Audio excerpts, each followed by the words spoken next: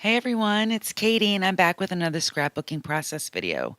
Today I'm going to be doing a little mixed media, and I've been just playing around with mixed media for just a couple of weeks actually. I got a couple supplies. Like I got these watercolors. They're not the most expensive watercolors in the world. They're just some watercolors, and I'm using the yellow and I'm just doing broad strokes. And I had drawn myself little, you might be able to see it on the page, little grid lines of where my photos are going to go. So I kind of know where my mixed media stuff should be. And again, so when I started doing this layout, so I did that and I was like, okay, that looks all right. And then I put the watercolors away. I had to let it dry. My paper started warping. I started freaking out. Then I got this Tim Holtz stencil and using some Delusions paint, some blue Delusions paint and a sponge dauber. I just started daubing the paint into the stencil. So I thought it would kind of look cool, the little circles and the bubbles. So we just spend quite a bit of time doing this. And I will say that at first, I was taking excess paint and kind of dabbing it off with a paper towel. And then I stopped doing that.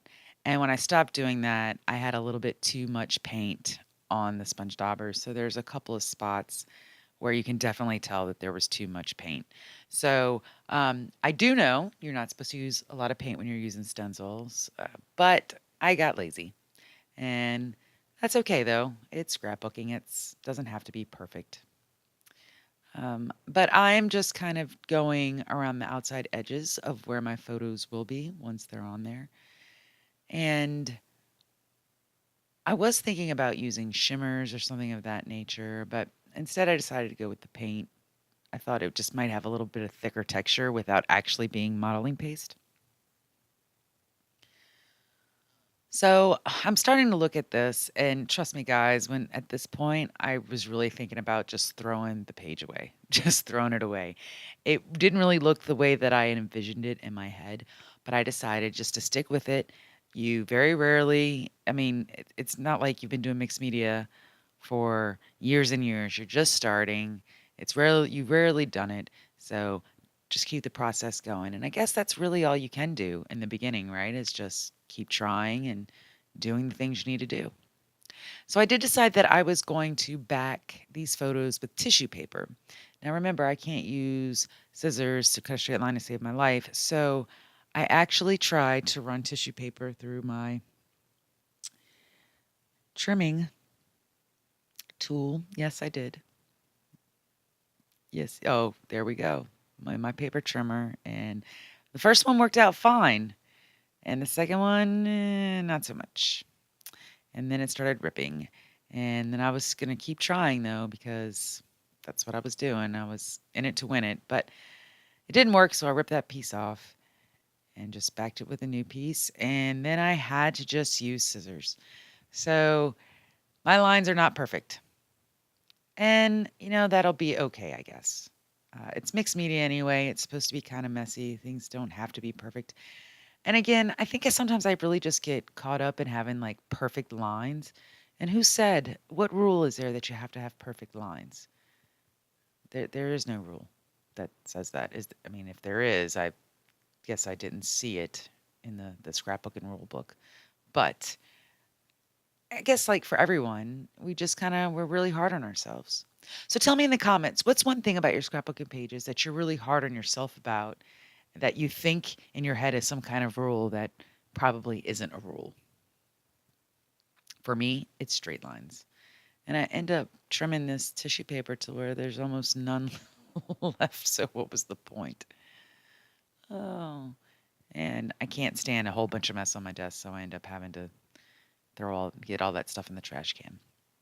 So that is where I want my pictures, right? And I picked out a couple of embellishments that I might want to use on this page. And to be honest, some of these beachy ones sometimes give me a hard time. Uh, I don't really know why. I love the pictures. They should be really easy to do, but sometimes I really struggle with them. and sometimes I struggle with just the embellishments that I have.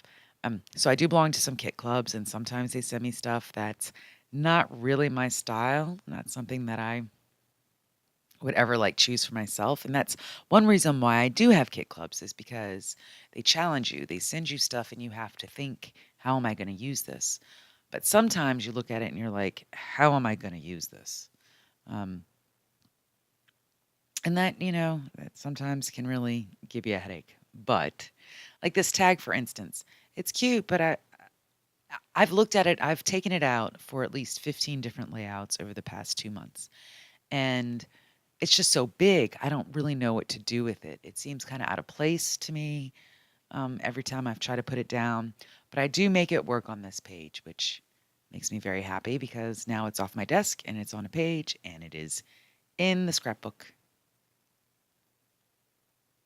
So now I do end up using those stickers, but they're clear, and I probably should have backed it on some white cardstock and then fussy cut around it because I'm going to put it on top of a photo. I didn't do that. It's okay. You can still read it, but if I use any of those stickers again, I am definitely going to mat them on white cardstock and then fussy cut around it. I'm just looking through some summer stickers that I have because this is a summer layout, right? And this was from June of 2011. Like I said, I am working my way back. I got to get this stuff done. And so I'm just making it happen, just doing it. I got some, uh, it's like twine, like baker's twine, but a little bit more substantial. I had actually gotten that from Stampin' Up! A few years ago during Celebration, and I still have it. So now here we go. I went and got myself a fine line bottle, okay? And I was so excited because I see all these other scrapbookers use fine line bottles, and it just looks so much fun and so much easier.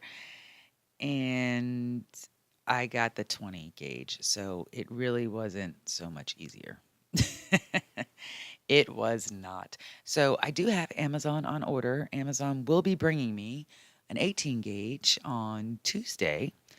That way my glue can come out a little bit faster. Now, while I do love my Stampin' Dimensionals, I also decided that I was going to try some foam, mainly, cost, right? I've started scrapbooking a lot more prolifically than I had in the past.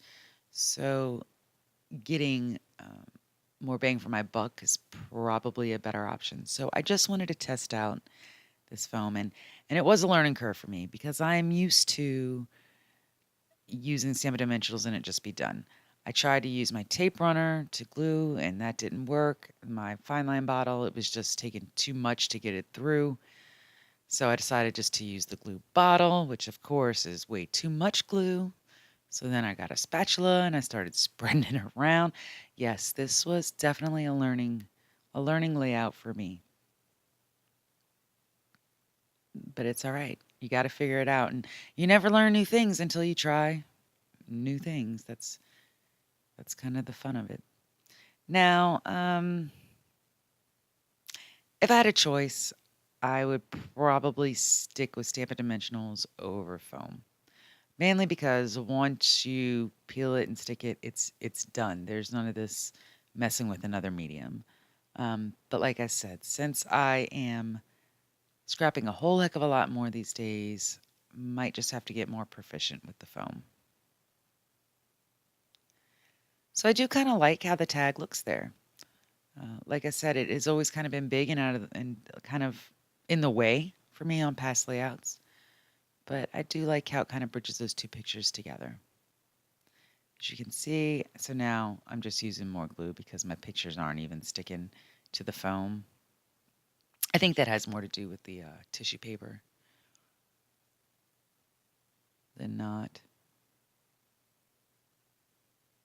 Getting that one step at a time. The little die cut embellishment is another one that I just never knew what I was going to use it for. And they're running and walking, so I figured, why not? Here we go. This is where I should have backed it on the white cardstock and fussy cut around it. But it's all right.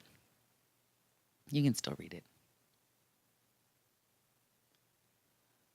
So I do put this label down here and I do a little journaling on it um, before I realized that I was going to do more journaling on this page. I really wanted to use that arrow, and it was really annoying me that I couldn't figure out where I was going to use it. Now, the little tag that's sticking out on the right-hand side right there, I didn't like how it was just white, so I wanted to get a sticker. But of course, I didn't put it in too far. Then I put it, at first I didn't do it far enough, then I did it too far. The good thing about these stickers is they're kind of repositionable, so I could mess with it till I got it the way I wanted it. So now my tag has a little sticker on it. I liked it. So I'm going to add some tiny word stickers.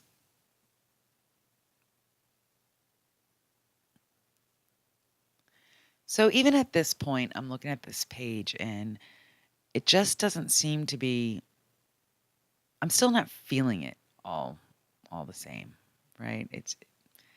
I don't know, it's kind of missing something. My big head's in the way, but I just feel like it's kind of missing something. So I start looking for more things. And somewhere around this time in the next few seconds, my battery in my camera actually died. So what do you do when your camera dies and you're recording a video? Well, I could have waited, but it was already 1 o'clock in the morning. So I actually just kept on scrapping and decided just to show you what I did after my battery was done charging. So I'm just looking for alphas, and I found some blue ones that I wasn't going to use at all, and then I decided I was going to use them. So there you see, I backed it with some chevron. I added some yellow suns. I added some yellow wood hearts. There's my arrow down there. I did add a little sun on the tag behind the picture, and I titled it Lake Life. And, I kind of do like the way it turned out. It's not my favorite, but it doesn't make me shake my head in shame. So anyway, guys, if you like this video, please be sure to give it a thumbs up. If you want to see more, please be sure to subscribe. And until we meet again, keep creating something beautiful.